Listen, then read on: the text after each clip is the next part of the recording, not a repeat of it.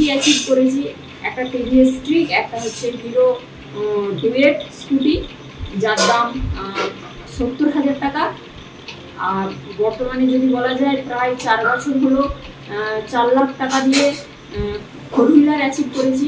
তার সঙ্গে যদি বলা যায় 6 বার foreign trip, Thailand, Nepal, Dubai, আজকে এই সকল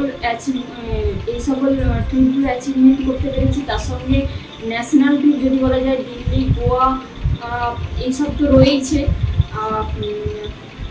আজকে তোমরাও যদি মন দিয়ে স্মার্টফোনই করো, আজকে এইরকম জায়গায় আসতে পারবে বা নিজেদের লাইফস্টাইলগুলো চেঞ্জ করতে পারবে, ইনকামের জায়গাটাও তৈরি করতে পারবে।